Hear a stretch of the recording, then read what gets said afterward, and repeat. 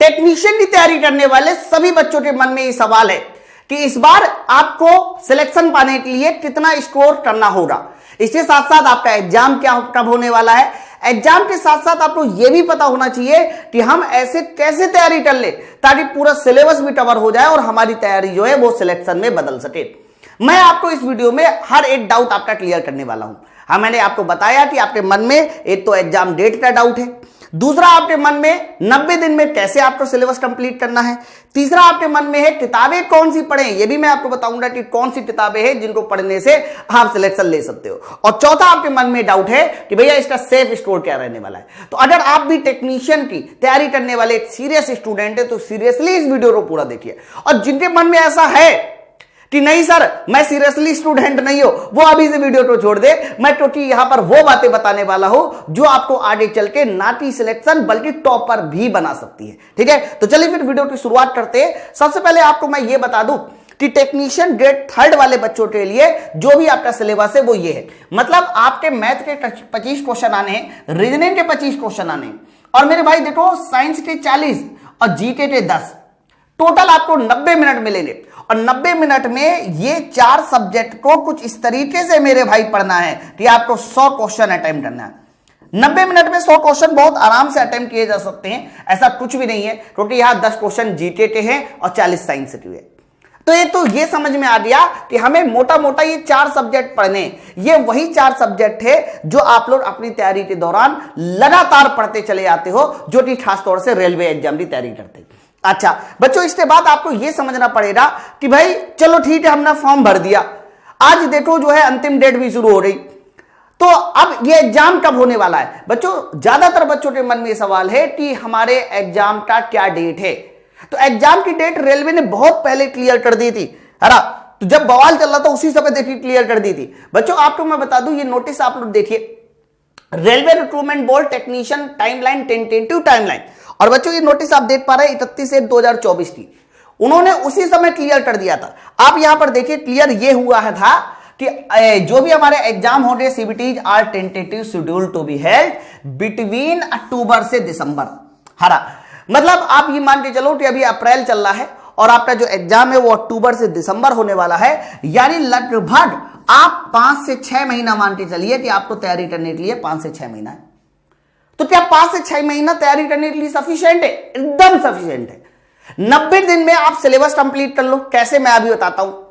और अगला जो 1 से 2 महीना है आप उसमें मॉक टेस्ट लगा लो। मॉक टेस्ट भी कैसे लगाने हैं, 100 क्वेश्चन में मॉक टेस्ट कैसे मिलेगा, कैसा दिखेगा मॉक टेस्ट, मैं वो भी बताने वाला हूं, है ना। अच्छा, तो एक तो एग्जाम डेट आप लोगों को क्लियर हो रही थी, सर देखो ये एग्जाम डेट है। वापस से मैं आपको वही वाली स्लाइड में लेके चलता हूं। तो एग्जाम डेट सबको क्लियर हो रही कि अक्टूबर से दिसंबर के बीच में एग्जाम होने वाला है। आगे आइए, अब मैं आपको ये बताऊं 90 दिनों में आप सिलेबस कैसे कंप्लीट कर सकते हो। अरे पढ़ने तो आपको 4 सब्जेक्ट है, लेकिन वो 4 सब्जेक्ट में एक चीज बस मैं आपको कहूंगा, वो चीज आप फॉलो कर लो।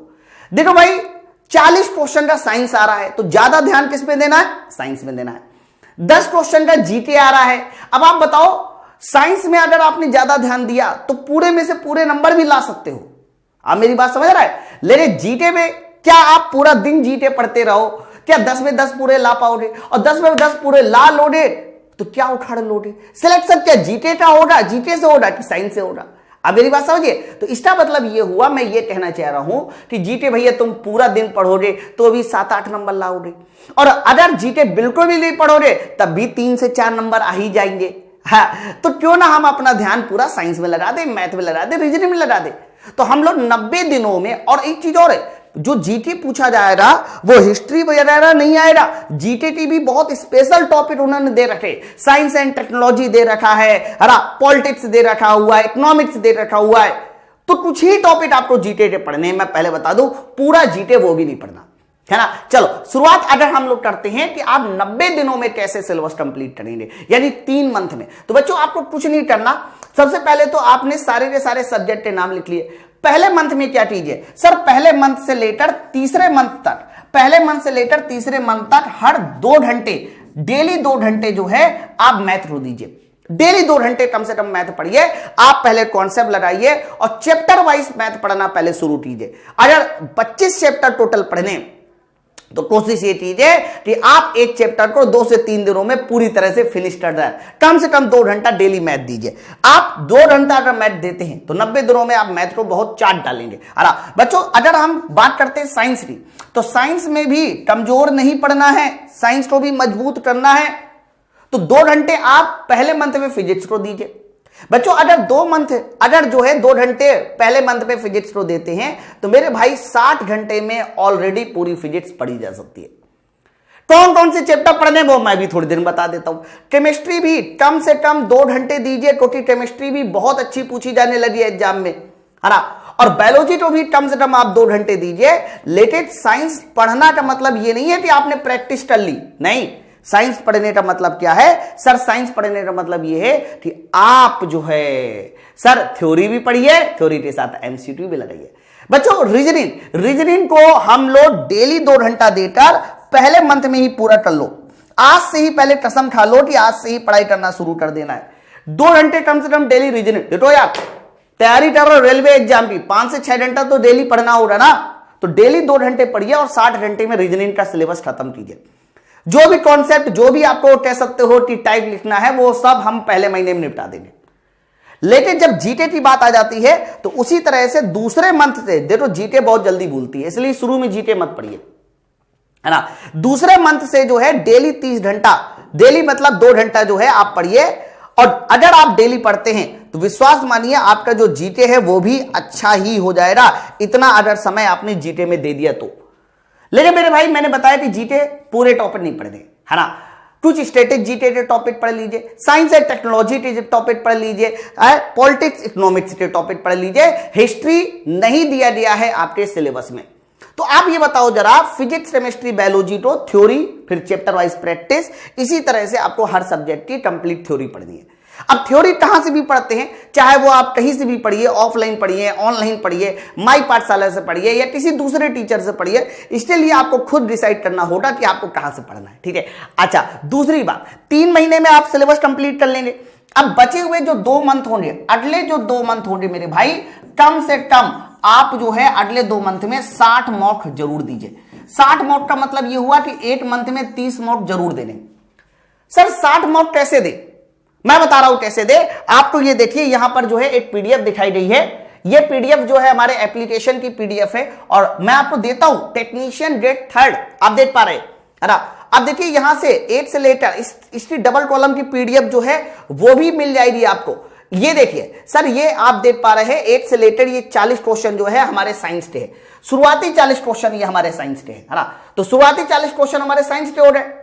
फिर इसके बाद जो है हमारे जीके के क्वेश्चन शुरू हो जाते हैं। ये देखिए, तो 10 क्वेश्चन जीके के हो गए, है ना। और साइंस के क्वेश्चन स्टैंडर्ड है भैया, आप देखो तो साइंस के क्वेश्चन हर एक चीज का स्टैंडर्ड है। आप देखिए यहां पर मिथाइल ऑरेंज, हर एक चीज का। तो ये पूरा का पूरा जो है 100 क्वेश्चन का डबल कॉलम का पीडीएफ आपके सामने थोड़ा। ये पीडीएफ हम लोग अपने टेलीग्राम चैनल पे देते हैं, जिसको आप डेली जो है लगा के अपने मॉक टेस्ट की तैयारी को आगे बढ़ा सकते हो। लेकिन मेरे भाई, मॉक टेस्ट तभी देना चाहिए जब आपका जो है कम से कम जो है 70 से 80% सिलेबस कंप्लीट हो, ठीक है। तो आप कम से कम 60 मॉक टेस्ट जरूर देंगे। इस तरीके से आप ग्रेड 1 की तैयारी 90 दिनों में अपना सिलेबस कंप्लीट, और अगले 2 महीने में आपको मॉक टेस्ट देकर अपनी तैयारी को बेहतरीन कर लेना है ना।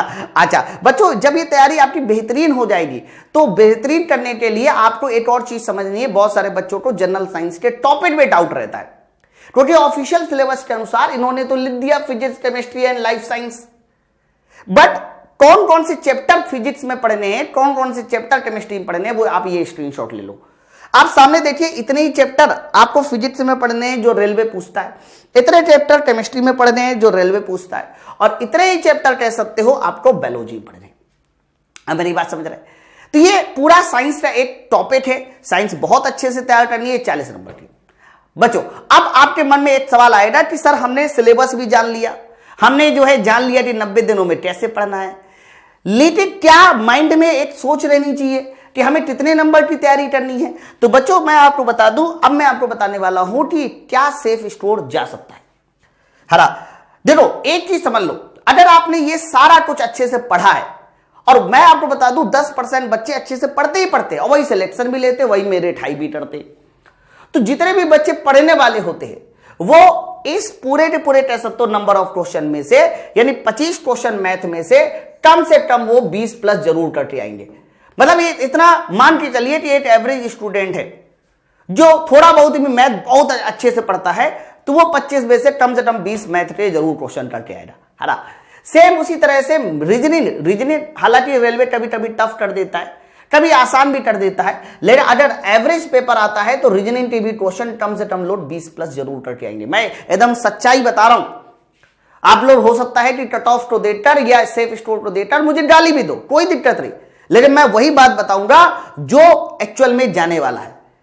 जनरल साइंस देखो, जनरल साइंस एक कह सकते हो टफ सब्जेक्ट माना जाता है, आसान नहीं होता, खासतौर से रेलवे के स्टूडेंट के लिए, क्योंकि वहां पर साइंस का थोड़ा लेवल रहता है। ऐसा नहीं है कि वो एसएससी वाला लेवल है, लेकिन जनरल साइंस में आप फिजिक्स केमिस्ट्री बायोलॉजी को ठीक ठाक लेवल पे पढ़ते हो तो आप जनरल साइंस के 40 में से कम 30 प्लस जरूर स्कोर कर सकते हो।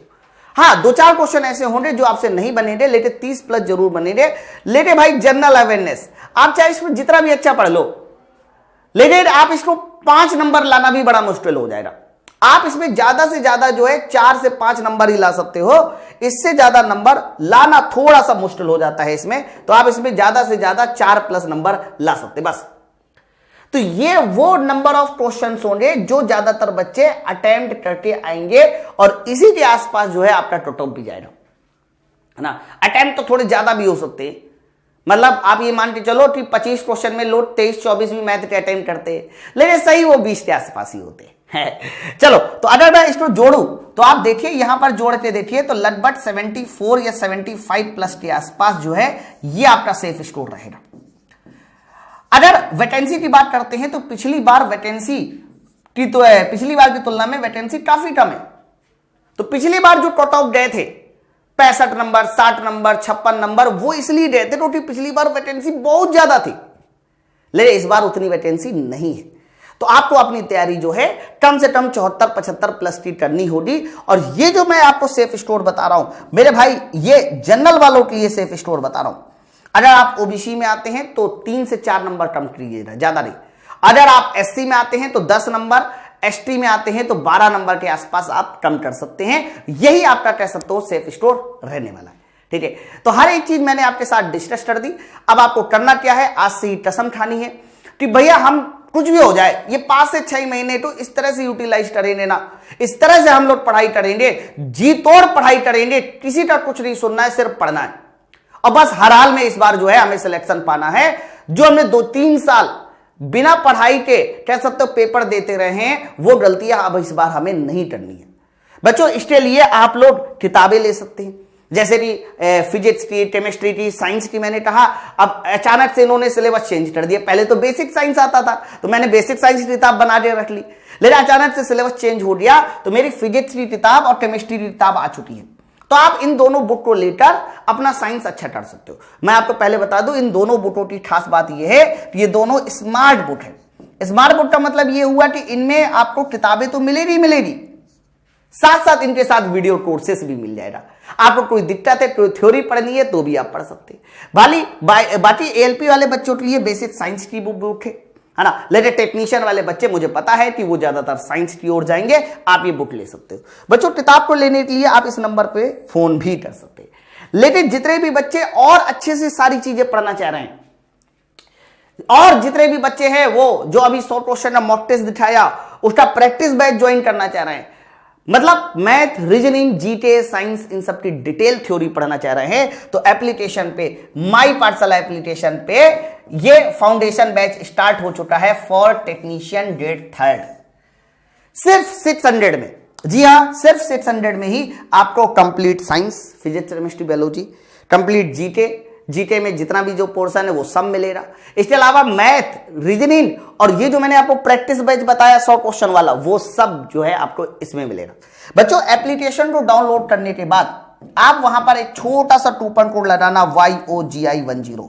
YOGI10 जैसी कूपन कोड लगाओगे डिस्काउंट के साथ आप बच्चों बैच को ज्वाइन कर सकते हैं। या फिर कोई दिक्कत आती है, कोई परेशानी आती है तो नीचे दिए गए नंबर पे फोन भी कर सकते हैं। तो मेरे भाई, मैंने आप लोगों को फिर से एक बार जो है जागृत कर दिया है, जगा दिया है कि समय इस बार सोने का नहीं है। समय है कि चुपचाप जो है पढ़ाई करते हुए, जो सो रहे हैं सोने दीजिए, चुपचाप पढ़ाई करते हुए आप जो है अपने सिलेक्शन की मंजिल को पा लीजिए, है ना। चलो फिर हम लोग मिलते हैं अपनी नेक्स्ट वीडियो में, नई वीडियो में, इसी तरह की नई अपडेट के साथ। बने रहिए पाठशाला रेलवे के साथ।